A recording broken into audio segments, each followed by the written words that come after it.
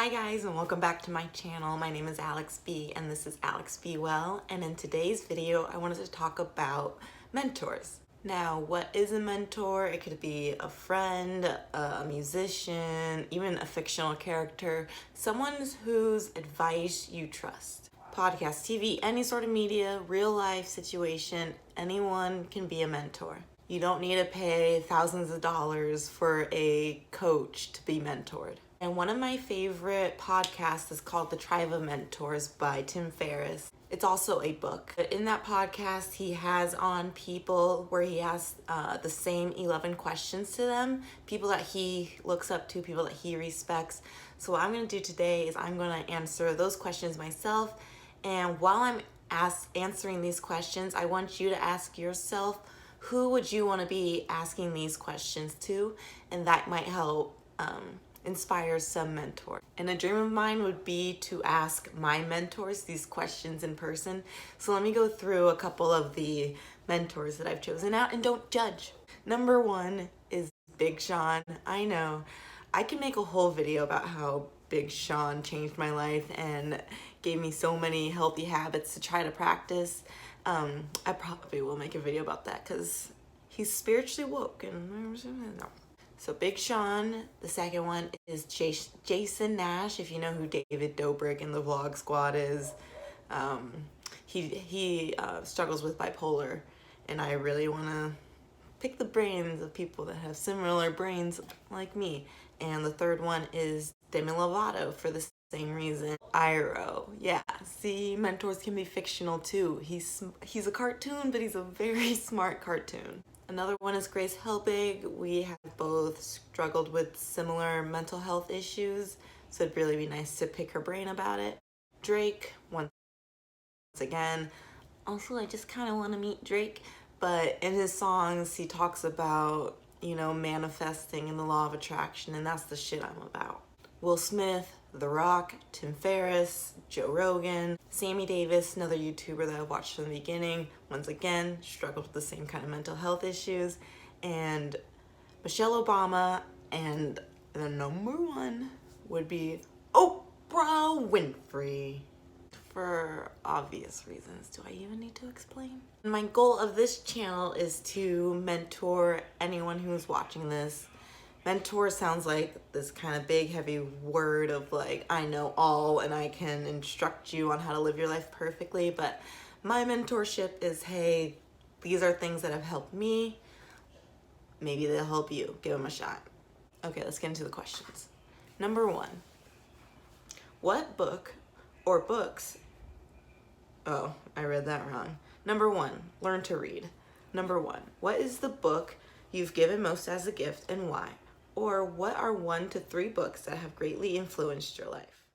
Number one would have to be The Four Agreements by Don Miguel Ruiz. I think this is a very, very good book, and it's very easy to read on self-love and how to communicate with others and show compassion to others and show compassion to yourself. I listened to the audiobook though, and I've probably listened to this 3 times. It's just, when you're feeling low in the dumps, it's kind of a nice book to read through, and just reminders on certain things that you can do to change your life and upgrade your life and change your mood. And another one is The Artist's Way by Julia Cameron and Mark Bryan. I actually have not finished this book yet. I'm still in it. It's like kind of like a course where it's divided into 12 weeks. How to reach into your creative self. It says a course in discovering and rediscovering your creative self. It's almost like a book that has taught me to get in touch with my inner child. And I'm in week 9, and since I've been doing the things that this book recommends, like morning pages, that's where this came from. Oh my gosh, like there has just been such an improvement in my resilience to stress and being more confident in my creativity. This YouTube channel. Second question, what purchase of $100 or less has most impacted your life positively in the last 6 months or recent memory? That would have to probably be my cat Lou. My friend found him, and I've had him for the last 2 years, and I think having a pet if you can have one, is really beneficial for your mental health. Just touching something alive does something to the brain that can kind of snap you out of that horrible mood. And he's just cute. Aww. Aww. Aww. How has a failure or apparent failure set you up for later success? Do you have a favorite failure of yours? I have so many failures I love. I guess for me it's just really hard to count things as failures because, you know, once time has passed, I see that that was something that needed to happen. I was working in the and I was just so miserable, but I thought that that was the job for me because I was like, it pays all right. It's a full-time job. Like, this is what I'm supposed to want. This is like what people want, like a full-time like office job, and I hated it and I was so miserable that I finally was brave enough, I feel like, to quit, and I just fucking jumped ship. I did not have a job lined up. I just knew that I was not supposed to be there. A year later, I have now found my purpose. It's sharing love and compassion towards self and towards others with this YouTube channel. But at the same time, it worked out. And I guess from that failure, I learned to trust, like, to follow my joy versus following my head. Follow your heart. Oh yeah, that's a saying that I learned to follow my heart. I cannot tell you the difference of peace of mind that I have now. Number 4 is, if you could have a giant billboard anywhere with anything on it, what would it say? Okay. I think I have 2 that I like. One of them is from Grey's Anatomy. Don't judge. Mentors come from everywhere. Dr. Shepard, he says, it's a beautiful day to save lives. Let's have some fun. To me, that just means we're alive today. Let's fucking have fun. Let's fucking crush it, bruh. The second one I like is actually from this book, The Artist Way. Treating myself like the precious object I am will make me strong. And to me, that just means that being kind to yourself and respecting your body and listening to your body and its needs is going to better your life in so many ways. When we learn when we need to rest and recuperate, I think that's when we kind of take back the power in our lives instead of running on someone else's clock and someone else's schedule.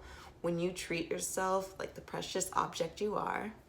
So I guess pretty much the messages I love is have fun and be kind to yourself, because that energy, I feel like it just like radiates out of you and it attracts people to it. Number 5, what is one of the best or most worthwhile investments you've ever made? Could be investment of money, time, and energy. Well, investing in my mental health, and it actually affects all 3 of those things: my time, my energy, and my money. Time, because one, it takes a while to, you know, find a therapist that you like, find a psychiatrist that you like, find medication that you like and that like works well with your lifestyle. That takes a lot of time and a lot of energy and a lot of money, but it is 100% worth it. Investing the time and energy has definitely given me peace of mind. And it can be frustrating at the very beginning of your mental health journey, but it's totally worth it. What is an unusual habit or absurd thing you love? How much time you got? Probably pimping popping videos, or in real life. Oh my god, if they had like a VR pimple popping simulator, I find it very relaxing. It's very satisfying, and it's nasty. Checks all the boxes, baby. Number 7. In the last 5 years, what new belief, behavior, or habit has most improved your life? You're probably tired of hearing it, but if you're tired of hearing this and you haven't started doing this, then this is a sign that you needed to hear this again, and that is journaling. It just really clears your head. It like wipes off all of the bullshit off the window so you can see clearly. Probably my most recommended way to journal is the morning pages. I'll leave a link in the description of my journaling video. Number 8, what advice would you give a smart, driven college student about to enter the real world? What advice should they ignore? I think have patience. I feel like a lot of the times our anxieties come from us not being patient. It comes from us wanting to be somewhere else than we already are. And I know when you graduate college, it can feel sort of like a rat race to, start your life. But realizing that your life has already started now, so enjoy living in the now and not always be worrying about the future. And don't be looking over here what Cindy's doing and over here what Brian's doing, and just focus on your own path and go at your own pace. I guess that's my advice, is just relax. You'll get there when you're supposed to get there, when you're ready to be there. And what advice should they ignore? Advice to ignore, take any advice with a grain of salt. Even what I just told you, even take my advice with a grain of salt. And no, advice is just opinion. It is not fact. Advice is solely based on that person's life experience and what they would do in that situation. So, what are bad recommendations you hear in your profession or area of expertise? Well, my area of expertise is mental health, self-love, and self-care. The advice I hear a lot that's like really trendy is waking up at 5 a.m. and how waking up at 5 a.m. changed my life and this and that. I don't believe that 5 a.m. is just magical time of the day. I think that, yes, I think you should wake up earlier than you probably do now. However, I don't think it needs to be exactly 5 a.m. My recommendation is write out your morning routine of things that you want to get done in the morning before work, and then just work backwards from there. So if your morning routine only takes like an hour before you leave from work, you just got to wake up an hour before you leave from work. Your body knows what time it wants to sleep. My body, the good spot is 10:30 p.m. to 6:30 a.m. That is sweet. Number 10, in the last 5 years, what have you become better at saying no to? Distractions, invitations, etc. What new realization and or approaches helped? Any other tips? Saying no to my anxiety. I think I'm a lot more resilient than I was at this time last year or even a few months ago. Whenever my anxiety would show its ugly head, I would usually just stay home and hide and become very agoraphobic. Yeah. And become very agoraphobic. Like I wouldn't even want to leave my room. And now saying no to my anxiety and kicking out whatever fear I'm making up in my head really helps. Because once you do the thing that you're afraid of, the fear just vanishes. So whenever I feel anxious, I just ask myself, what is one thing that will make me feel 1% less anxious? And I do that. And oftentimes that gets the ball rolling onto healthy habits to get myself out of that state of mind. So I say no to my anxiety. I guess not saying no to it. I say no to reacting in that fearful way of my anxiety. Instead, I'm gonna react into a more healthy way when I feel anxiety. Instead of running away and hiding under my covers, let's drink some tea, let's go for a walk. There's always 3 reactions to anxiety. It is fight, flight, or freeze. Last question, number 11. When you feel overwhelmed or unfocused or have lost your focus temporarily, what do you do? What questions do you ask yourself? When I become overwhelmed and unfocused, I find that just stopping and being still, whether it's meditating, breathing in and out for a few minutes, I guess what I do is I try to find some stillness. When I'm always thinking about what I have to do, this and that, and then this and that, I find that just taking a moment to stop, breathe, and then I ask myself, what in this moment is wrong? I got that from The Power of Now by someone, I'll put it here. The Power of Now, and Basically what you do is you ask yourself what in this moment is wrong, and oftentimes it's nothing in this exact moment that's wrong. What's wrong is usually something in the past that has happened, or we're trying to predict the outcome of something in the future that's going to happen. And just remembering, especially when it's anxiety, that usually has to do with stuff that's in the future. Just remember that I'm playing it, like playing a movie in my head of the outcome, and like, I'm not a fortune teller. Like, bitch, I ain't no fortune cookie. So I don't know what's gonna happen. So I usually just say what in this moment is wrong. And usually it's nothing. I got air in my lungs. I have no pain. I'm alive. Food in my stomach. So those are the 11 mentor questions by Tim Ferriss. I hope that any of these questions, maybe gave you some advice. And keep these questions in mind when you're trying to think of mentors that you want to have. And hopefully someday I'll be able to ask the people that I listed in the beginning of this video these questions. So who's one of your mentors?